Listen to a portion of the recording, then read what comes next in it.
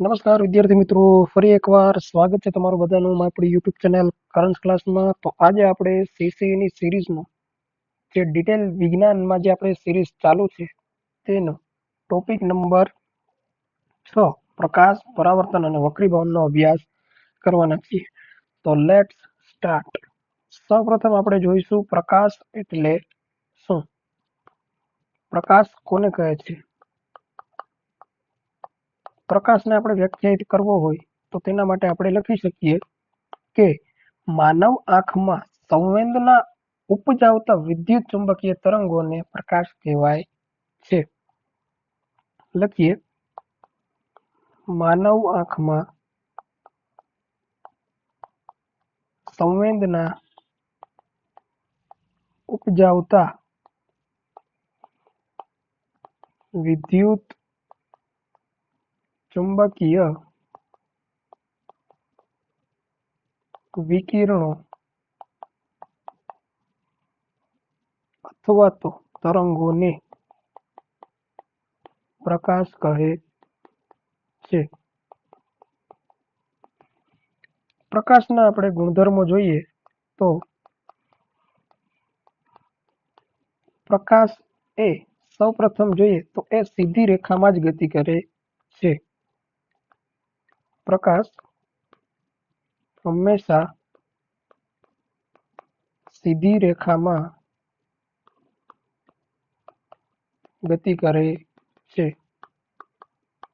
ત્યારબાદ આપણને ખ્યાલ છે, ધ્વનિ ચેપ્ટરમાં આપણે જોઈ ગયા હતા યાંત્રિક તરંગ છે કે બિન યાંત્રિક તરંગ.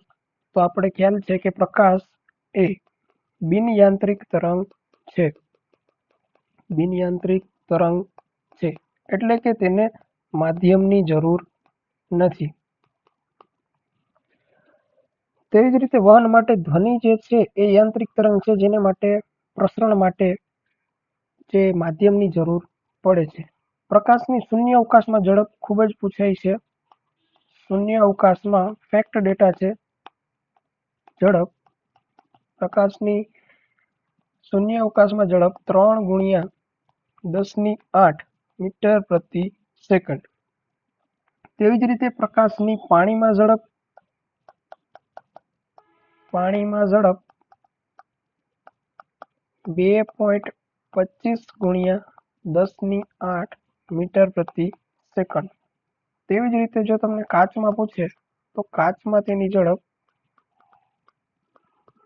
1.5 × 10⁸ મીટર પ્રતિ સેકન્ડ. વધી આગળ આ થઈ ગઈ પ્રકાશની વાત. હવે આપણે જોઈશું પરાવર્તન કોને કહેવાય. પરાવર્તનની વ્યાખ્યા પણ ઇઝી જ છે. પરાવર્તન એટલે પ્રકાશનું કોઈ સપાટી પર અથડાઈને પાછા ફરવાની ઘટના એટલે પરાવર્તન કહેવાય. પણ આ સપાટી વક્રીભાવ જે પારદર્શક હોવી જોઈએ નહીં. સપાટી અપારદર્શક હોવી જોઈએ તો જ પરાવર્તન શક્ય બને. બાકી જો સપાટી પારદર્શક હશે તો એ પ્રકાશનું કિરણ તેને સમાંતર પસાર થઈ જશે. તો આપણે પરાવર્તનની વ્યાખ્યા લખીએ. હવે પ્રકાશની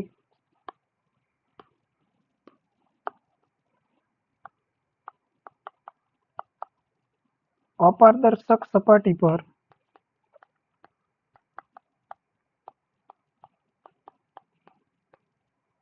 અથડાઈને પાછા ફરવાની ઘટનાને પરાવર્તન કહે છે. અને આ ઘટના પરાવર્તન થાય છે જેના લીધે કોઈ પણ વસ્તુ જે છે એ દ્રશ્યમાન બને છે. વસ્તુ દ્રશ્યમાન બને છે. જો કોઈ વસ્તુ દ્રશ્યમાન એટલે કે આપણને દેખાય છે તો એ પરાવર્તનના લીધે જ દેખાય છે. ત્યારબાદ પરાવર્તન કેના પર જોવા મળે છે? તો તે અરીસા પર જોવા મળે છે. તો લખીશું આપણે પરાવર્તન જોવા માટે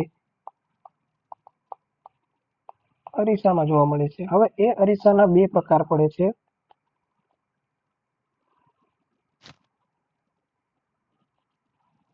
એક ગોળીય અરીસો, એક સમતલ અરીસો.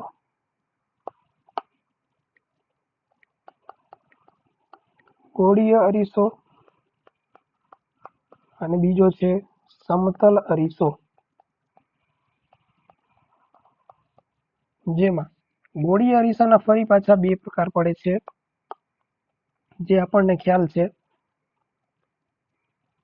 એક છે અંતર્ગોળ અને બીજો છે બહિર્ગોળ.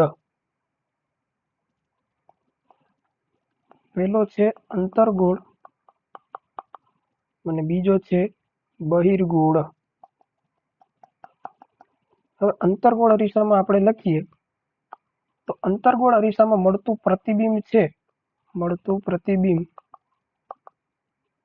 એ વાસ્તવિક અને ઉલટું હોય છે. વાસ્તવિક અને ઉલટું હોય છે. ખાસ યાદ રાખવાનું છે, ઇમ્પોર્ટન્ટ વસ્તુ છે કે અંતર્ગોળ અરીસામાં મળતું પ્રતિબિંબ કેવું હોય છે. ત્યારબાદ જોઈએ તેનો ઉપયોગ ક્યાં થાય છે. અંતર્ગોળ અરીસાનો મુખ્યત્વે ઉપયોગ ક્યાં થાય છે તો કે સૂર્ય કુકરમાં.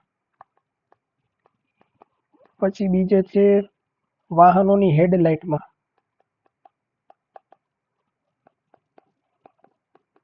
આ પણ ખૂબ જ પૂછાય છે ઉપયોગો. ત્યારબાદ આપણે જોઈશું બહિર્ગોળ અરીસાનો ઉપયોગ અથવા તો તેમાં મળતું પ્રતિબિંબ. બહિર્ગોળ અરીસામાં મળતું પ્રતિબિંબ આભાસી અને ચત્તુ મળે છે. બહિર્ગોળ અરીસાનું ઉદાહરણ જોઈએ અથવા તો એનો વપરાશ તો એ મુખ્યત્વે વાહનોના સાઇડ ગ્લાસમાં વપરાય છે. સમતલ અરીસામાં મળતું પ્રતિબિંબ જોઈએ તો સમતલ અરીસા માટે પ્રતિબિંબ આભાસી અને ચત્તુ હોય છે. આભાસી અને ચત્તુ. સમતલ અરીસાનો ઉપયોગ ઘર વપરાશમાં, જે આપણને ખ્યાલ છે, રોજિંદા આપણા ઘરમાં જ આપણે વપરાશ કરીએ છીએ. તો આ થઈ ગયું તો આપણું પરાવર્તન. હવે આપણે જોવાનું છે વક્રીભવન. જોઈશું અહીં વક્રીભવન.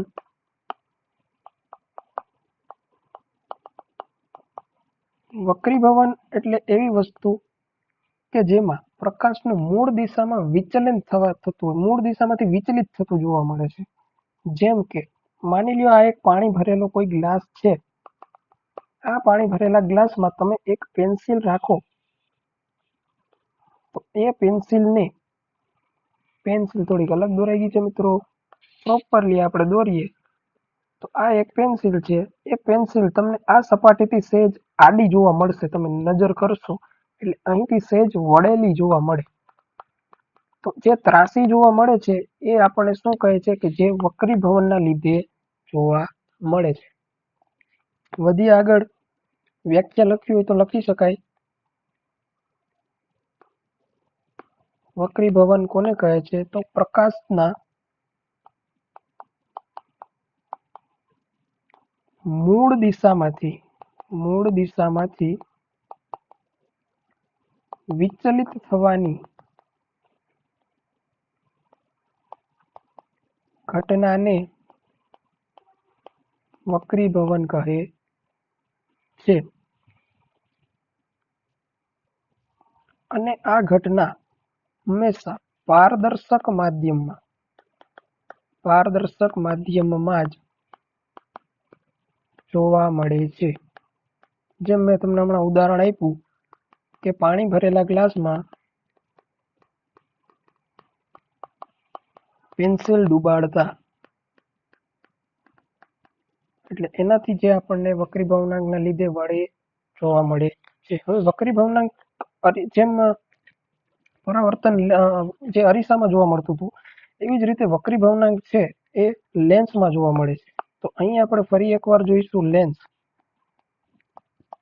તો લેન્સના પણ અહીં ફરી વાર બે પ્રકાર પડે છે.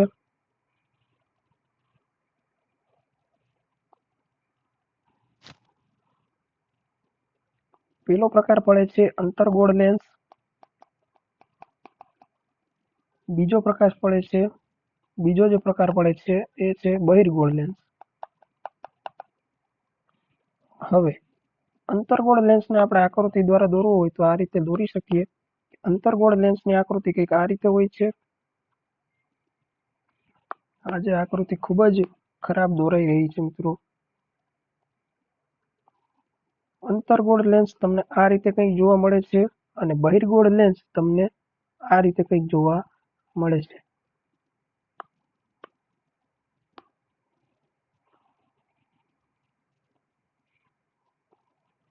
હવે આપણને ખ્યાલ છે, તમને આમાંથી એક પ્રશ્ન પૂછાય છે કે અંતર્ગોળ લેન્સ કઈ દ્રષ્ટિની ખામી માટે વપરાય છે?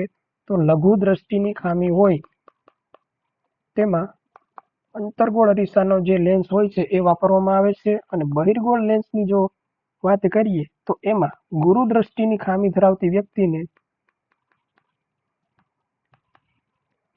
બહિર્ગોળ લેન્સના ચશ્મા બનાવી આપવામાં આવે છે. તો આ હતું આપણું સંપૂર્ણ વક્રીભવન. હવે આપણે જોવાનું છે વક્રીભવનનો જ પેટા પ્રકાર એટલે કે વાતાવરણીય વક્રીભવન.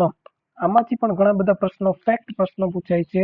લખીએ આપણે વાતાવરણીય વક્રીભવન.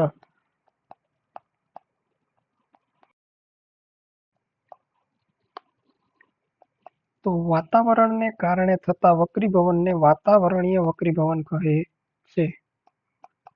વાતાવરણને કારણે થતા વક્રીભવનને વાતાવરણીય વક્રીભવન કહે છે. ત્યારબાદ એનું ઉદાહરણ જોઈએ તો ઉદાહરણ તરીકે આપણને ખ્યાલ છે કે વહેલો સૂર્યોદય અને મોડો સૂર્યાસ્ત. વહેલો સૂર્યોદય અને મોડો સૂર્યાસ્ત. આ ઘટના આપણે થતી હોય છે પણ જે આપણને ખ્યાલ નથી. 2 મિનિટ પહેલા વહેલો આપણને સૂર્ય દેખાય છે અને 2 મિનિટ બાદ પણ આપણને સૂર્યાસ્ત થતો જોવા મળે છે. તેથી જ આપણા દિવસ દરમિયાન 4 મિનિટનો તફાવત જોવા મળે છે. વહેલો સૂર્યોદયનો મતલબ શું થાય? તો કે માની લ્યો આ કોઈ સપાટી છે, અહીં સૂર્ય હજી પ્રોપર ઉગેલો હોતો નથી, પણ આપણને જે અહીંયા હોય તો આપણને એવું લાગે છે કે સૂર્ય 2 મિનિટ કરતા જે 2 મિનિટનો સમયગાળો હોય છે તો એ 2 મિનિટ પ્રમાણે સૂર્ય વહેલો ઉગી ગયો છે એવું આપણને ભાસ થાય છે. તો આ જે પ્રક્રિયા થાય છે તે શું છે? તો તે વાતાવરણીય વક્રીભવન છે. તેવી જ રીતે જ્યારે સૂર્ય આથમે છે ત્યારે માની લ્યો સૂર્ય આથમી ગયો છે સંપૂર્ણ રીતે. સૂર્ય અહીં આથમી ગયો છે તો પણ તેનું પ્રતિબિંબ આપણને 2 મિનિટ સુધી આ વ્યક્તિ જોશે એટલે એને ઉપર સૂર્ય દેખાશે. તો આ વસ્તુ જોવા મળે છે કે 2 મિનિટ વહેલો સૂર્યોદય અને 2 મિનિટ મોડો સૂર્યાસ્ત. તો આ 2 મિનિટ વચ્ચે સંપૂર્ણ દિવસ દરમિયાન આપણને એક 4 મિનિટનો ગેપ જોવા મળે છે. જે કેના લીધે છે? તો કે તે વહેલો સૂર્યોદય ને મોડો સૂર્યાસ્ત છે એ વાતાવરણીય વક્રીભવનને લીધે છે. પછી આવે છે બીજું એક આપણે ઉદાહરણ આપવું હોય તો એ છે તારાઓનું ટમટમવું. તારાઓનું ટમટમવું. તો આ એક આપણે યાદ રાખવાનું છે. ત્યારબાદ હવે આપણે જોવાનું છે પ્રકાશનું વિભાજન. ત્યારબાદ આપણે જોવાનું છે પ્રકાશનું વિભાજન. પ્રકાશનું વિભાજન એટલે કે શ્વેત પ્રકાશનું તેના ઘટક રંગોમાં છૂટા પડવાની ક્રિયા. જેવી રીતે આપણને ખ્યાલ છે મેઘધનુષ્યના 7 રંગો શ્વેત પ્રકાશના બનેલા છે. 7 રંગો મેઘધનુષ્યના છે શ્વેત પ્રકાશના બનેલા છે. તો તેનું વિખેરણ થવું અથવા તો છૂટા પડવાની ક્રિયાને પ્રકાશનું વિભાજન કહે છે. તો આજે આપણે પ્રકાશના વિભાજનમાં એ સમજીએ. લખીએ શ્વેત પ્રકાશનું તેના ઘટક રંગોમાં છૂટા પડવાની ક્રિયા. છૂટા પડવાની ક્રિયા એટલે પ્રકાશનું વિભાજન. ઉદાહરણ તરીકે આપણે લઈશું મેઘધનુષ્ય. મેઘધનુષ્ય જેમાં 7 રંગો આવેલા હોય છે. એ 7 રંગોનો ક્રમ આ રીતે કંઈક હોય છે. જેનું આપણને સૂત્ર ખ્યાલ જ છે કે ભાઈ જાનીવાલી પીનારા. તો આ 7 રંગો આ રીતે હોય છે. પણ આપણને હવે એવું પૂછાશે કે સૌથી વધુ વેગ કોનો છે, કયા રંગનો વેગ છે, સૌથી વધુ છે, સૌથી ઓછો કયા રંગનો છે, કયા કલરની જે છે તરંગ લંબાઈ વધુ છે. તો આપણે એને એક કોષ્ટક મુજબ સમજીએ. તો અહીં લખશું સૌથી વધુ, અહીં લખશું સૌથી ઓછું. તો અને અહીં આપણે લખતા જશું સૌથી વધુ એટલે કે તેનો વિચલન કોણથી શરૂઆત કરીએ કે કયો રંગ સૌથી વધુ વિચલન પામે છે. તો અહીં આપણે લખીશું સૌથી વધુ પેલા વિચલન કોણ પામે છે, વિચલન કોણ. ત્યારબાદ આપણે જોઈશું કયો રંગ છે જે સૌથી વધુ વેગ ધરાવે છે, સૌથી વધુ વેગ કયો રંગ ધરાવે છે. ત્યારબાદ જોશું તરંગ લંબાઈ. તરંગ લંબાઈની આપણે વાત કરી ગયા છીએ, ધ્વનિ ચેપ્ટરમાં ડિટેલમાં સમજાવેલું છે. ત્યારબાદ જોવાનું છે આપણે પ્રકીર્ણન. કયા રંગનું પ્રકીર્ણન સૌથી વધુ થાય છે, કયા પ્રકાશનું, લખીશું આપણે કે સૌથી વધુ વિચલન કોણ કેનો હોય છે. તો આપણે આવશે સૌથી વધુ વિચલન કોણ આવશે જાંબલી રંગનો, અને સૌથી ઓછો વિચલન કોણ આવશે લાલ રંગનો એટલે કે રાતા રંગનો. હવે આપણને ખ્યાલ છે જેનો વિચલન કોણ વધુ હોય તો તેનો વેગ કેવો હશે, ઓછો, અને જેનો વિચલન કોણ સૌથી ઓછો હોય તો તેનો વેગ કેવો હશે, વધુ. તો અહીં શું આવશે, સૌથી વધુ વેગ આવશે લાલ રંગનો અને વિચલન કોણ આવશે જાંબલી રંગનો. ત્યારબાદ આપણે જોવાની છે તરંગ લંબાઈ. તો તરંગ લંબાઈ સૌથી વધુ હોય છે લાલ રંગની. ત્યારબાદ આવે છે સૌથી ઓછી તરંગ લંબાઈ આવશે જાંબલી રંગની. તરંગ લંબાઈ સૌથી વધુ એટલે કે આપણને ખ્યાલ છે ભયજનક સિગ્નલોમાં લાલ રંગનો ઉપયોગ કરીએ છીએ, કારણ કે તેની જે તરંગ લંબાઈ છે એ કેવી છે, વધુ હોય છે. તેથી ભયજનક સિગ્નલોમાં આપણે લાલ રંગનો ઉપયોગ કરીએ છીએ. પછી છે પ્રકીર્ણન. કયા રંગનું પ્રકીર્ણન સૌથી વધુ જાય છે, તો કે જાંબલી રંગનું એટલે કે ભૂરા રંગનું પ્રકીર્ણન વધુ થાય છે અને લાલ રંગનું પ્રકીર્ણન સૌથી ઓછું થાય છે. તો આ એક બેઝિક ફેક્ટ છે જેમાંથી આપણને પ્રશ્ન પૂછાતા રહે છે. હવે આપણે સમજીએ પ્રકીર્ણન કોને કહેવાય. પ્રકીર્ણન અહીં લખેલું તો છે કે જાંબલી રંગનું સૌથી વધુ થાય, લાલ રંગનું સૌથી ઓછું થાય. તો હવે આપણે જોઈશું પ્રકીર્ણન. પ્રકીર્ણન, પ્રકાશનું પ્રકીર્ણન એટલે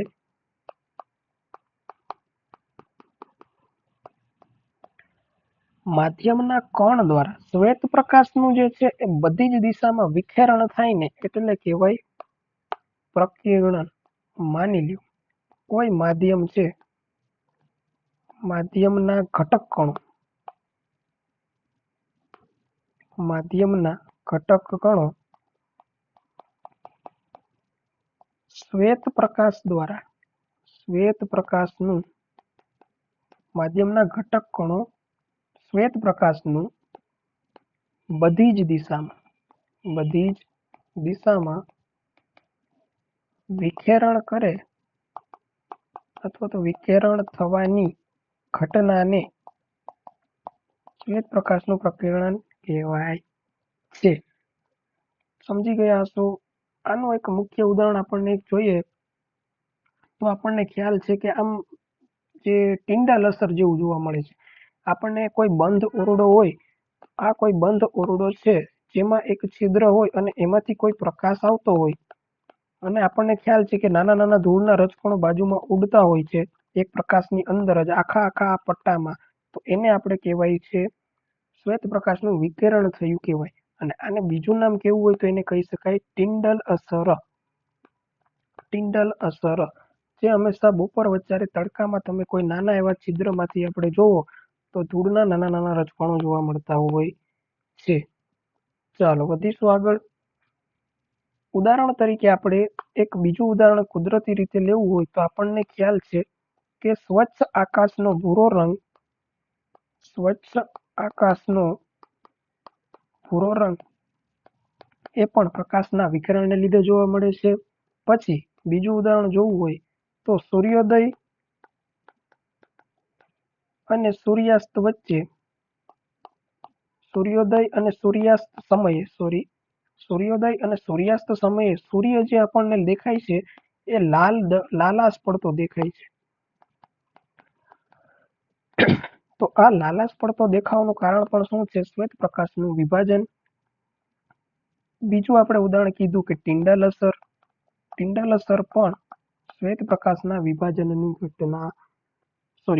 પ્રકાશના પ્રકિરણની ઘટના છે.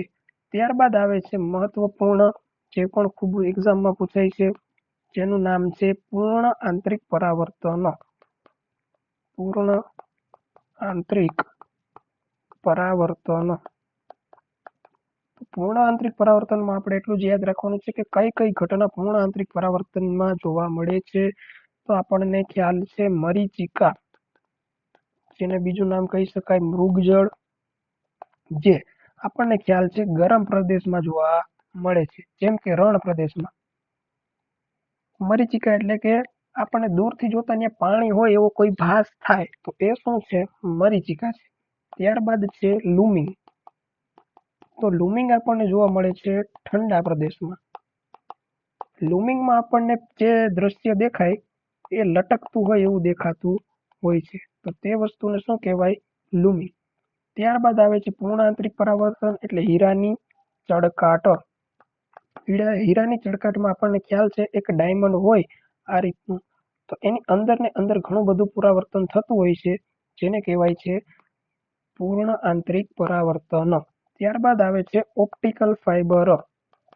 તો ઓપ્ટિકલ ફાઇબર પણ એક વૈજ્ઞાનિક સાધન છે, જેની અંદર આવી રીતે આખું પાઇપ જેવું હોય છે, જેની અંદર તમે પ્રકાશને આપાત કરો એટલે પ્રકાશ અથડાઈને આ રીતે પસાર થતો હોય છે, તો જેને પણ કહેવાય છે પૂર્ણ આંતરિક પરાવર્તન. તો આ હતું આપણું પૂર્ણ આંતરિક પરાવર્તન.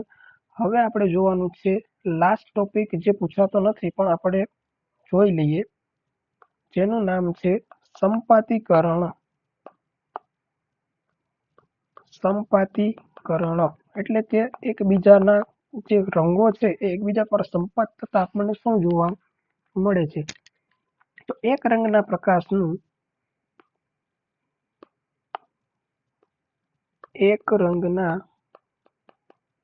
પ્રકાશ પર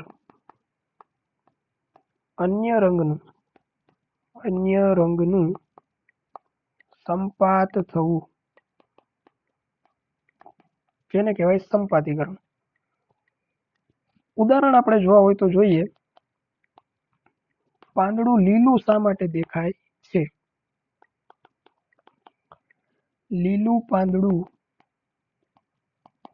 શા માટે લીલું દેખાય?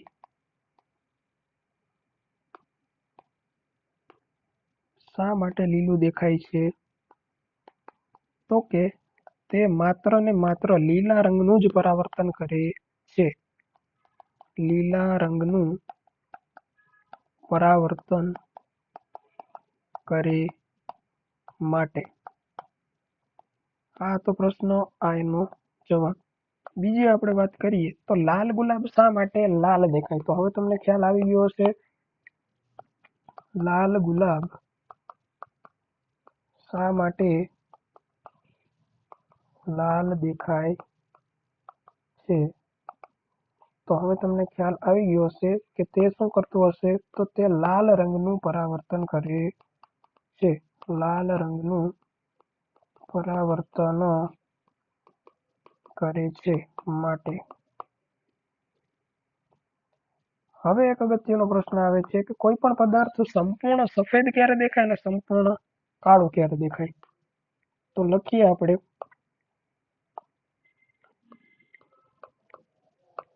કોઈ પદાર્થ સંપૂર્ણ સફેદ અને સંપૂર્ણ કાળો ક્યારે દેખાય છે? તો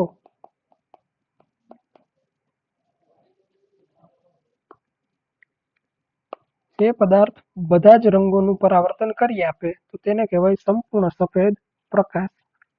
સંપૂર્ણ સફેદ દેખાય ત્યારે, એટલે કે બધા જ રંગોનું પરાવર્તન કરી દે, એક પણ રંગ પોતાના શોષણમાં રાખતો હોતો નથી. બધા જ રંગોનું પરાવર્તન અને સંપૂર્ણ કાળો પદાર્થ, બધા જ રંગોનું શોષણ, જે બધા જ રંગોને શોષી લે છે, માટે તેને કહેવાય છે સંપૂર્ણ કાળો પદાર્થ. તો અહીંયા આપણે ડિટેલમાં સંપૂર્ણ વાત કરી દીધી હતી આપણા પ્રકાશ, પરાવર્તન અને વક્રીભવન માટેની. તો મળીશું આપણા નેક્સ્ટ લેક્ચરમાં. ત્યાં સુધી ચેનલને લાઈક કરો, શેર કરો અને સબસ્ક્રાઇબ કરો. Thank you so much. મળીશું નેક્સ્ટ વિડીયોમાં.